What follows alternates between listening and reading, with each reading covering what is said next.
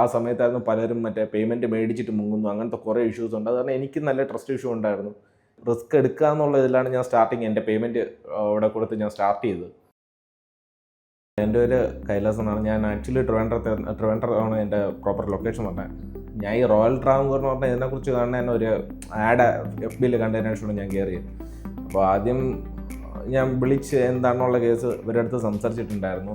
After date ഞാൻ ഇവിടെ ഓഫീസിൽ വന്നു സംസാരിച്ച് സുരേണ്ണമായിട്ടായിരുന്നു സംസാരിച്ചത്. ആ സമയത്ത് സംസാരിച്ചു. ഞാൻ അതിൻ്റെ പേയ്മെൻറ്റും കാര്യങ്ങളും എല്ലാം എങ്ങനെയാണ്, പ്രൊസീജിയർ സ്റ്റാർട്ടിങ് എങ്ങനെയാണ്, എല്ലാ കാര്യങ്ങളും ഞാൻ അന്വേഷിച്ചതിന് ശേഷം ഫസ്റ്റ് ആ ഒരു ഡേറ്റിലാണ് ഞാൻ ഇത് സ്റ്റാർട്ടിങ് ചെയ്തിട്ടുണ്ടായിരുന്നു. പക്ഷേ ആക്ച്വലി പറയുന്നുണ്ടെങ്കിൽ എനിക്കും എല്ലാവരെ പോലെയും നല്ലൊരു ട്രസ്റ്റ് ഇഷ്യൂ ഉണ്ടായിരുന്നു ഇവിടെ. ആഫ്റ്റർ ഡേറ്റ് എനിക്ക് ഫസ്റ്റ് ഇവിടെ നിന്നുള്ള കമ്മ്യൂണിക്കേഷൻസും കാര്യങ്ങളും ചെറിയൊരു മിസ്അണ്ടർസ്റ്റാൻഡിങ് കാര്യങ്ങളൊക്കെ ഉണ്ടായിരുന്നു. പിന്നെ ഞാനിവിടെ ചേർന്ന സമയത്ത് സ്കിൽ പാസ് അങ്ങനത്തെ കാര്യങ്ങളൊന്നും ഇവിടെ ഇല്ലായിരുന്നു. അതായത് ആ സമയത്ത് അത് അത്രത്തോളം അർജൻറ്റായിട്ടുള്ള ഒരു കാര്യമില്ലായിരുന്നു. അതിന് ശേഷമാണ് അത് അർജൻസി എന്നുള്ളൊരിത് വന്നു. ഇവരെന്നെ വിളിച്ച് ആ ഒരു കാര്യം പറഞ്ഞപ്പോഴാണെങ്കിലും കമ്മ്യൂണിക്കേഷൻ മിസ്അണ്ടർസ്റ്റാൻഡിങ് എന്ന് തന്നെ പറയാം. കാരണം അങ്ങനത്തെ ഒരു ഇഷ്യൂ ആയിരുന്നു. അത് ആദ്യമേ നമ്മളടുത്ത് സംസാരിച്ചില്ല, പിന്നീട് വീണ്ടും നമ്മളെ കയ്യിൽ നിന്ന് അതിന് വേണ്ടിയിട്ട് ഒരു പേയ്മെൻറ്റ് പോകുന്നുണ്ട് അടയ്ക്കേണ്ടതായിട്ട്. അങ്ങനത്തേക്ക് ഒരു ഇഷ്യൂ വന്നപ്പോൾ എനിക്ക് ഫുള്ളി ട്രസ്റ്റ് മീൻസ് ഒരു വിശ്വാസം ഇല്ലാത്തൊരു ലെവലായിരുന്നു എൻ്റെ ആ ഒരു സമയത്ത് കാര്യങ്ങൾ. കാരണം ഇത്രയും എമൗണ്ട് കയ്യിൽ നിന്ന് പോകുന്നു, ഇനി എന്താണ് ഇത്, ജോലി കിട്ടുമോ ഇല്ലയോ, അങ്ങനത്തെ ഒരു ഇഷ്യൂ എല്ലാം എനിക്ക് നന്നായിട്ടുണ്ടായിരുന്നു. അപ്പോൾ ഒരു ടൈമിന് ഞാൻ ഇവിടെ ഓഫീസിൽ വന്നിട്ടുണ്ടായിരുന്നു.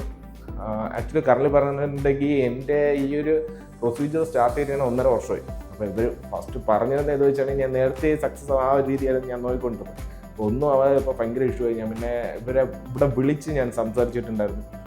പിന്നെ അതെനിക്ക് എത്രത്തോളം ഓക്കെ ആവാത്താണ് ഞാൻ ഇവിടെ വന്നു. എൻ്റെ MD കണ്ടു, പുള്ളിക്കാരനായിട്ട് ഞാൻ സംസാരിച്ചു. പിന്നെ റീസൺ എന്ന് ഞാൻ എൻ്റെ സൈഡിലുള്ള കാര്യങ്ങൾ പറഞ്ഞു. ഒരു 1 ഇയർ കഴിഞ്ഞപ്പോഴാണ് എനിക്ക് പ്രോപ്പറായിട്ടൊരു അപ്ഡേഷൻ വന്നത്. അത് ഒരു സ്കിൽ പാസ് എന്നുള്ളൊരു ഇതിലേക്ക് വന്നത്. പിന്നെ സ്കിൽ പാസിൻ്റെ എടുക്കേണ്ടി വന്നു.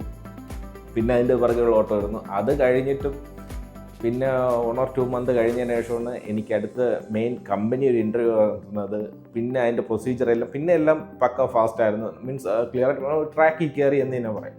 ആ ഒരു രീതിക്കുള്ള പ്രൊസീജിയറായിരുന്നു. പിന്നെ ഇവരുടെ സൈഡിൽ നിന്നുണ്ടായിരുന്നു. പിന്നെയുള്ള ഫോളോ അപ്സ് ആണെങ്കിലും ഇവരുടെ സൈഡിലുള്ള നമ്മളുമായിട്ടുള്ള ഇടപെടുന്ന രീതിയാണെങ്കിലും എല്ലാം അതിനുശേഷം പക്കയായിരുന്നു, ഓൺ ട്രാക്കായിരുന്നു.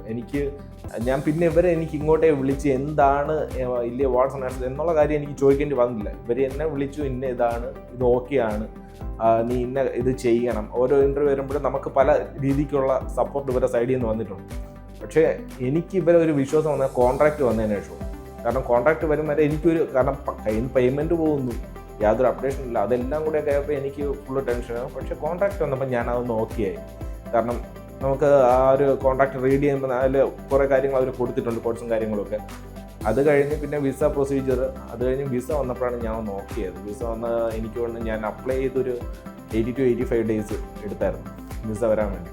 ആഫ്റ്റർ ഡേറ്റ് ഫുള്ളി ട്രസ്റ്റഡായി. കാരണം കാര്യങ്ങളെല്ലാം ഓൺ ട്രാക്കായി. അത് കഴിഞ്ഞ് ഇപ്പോൾ നമ്മൾ പോകാൻ വേണ്ടിയിട്ട് വെയിറ്റിംഗ് ആണ്.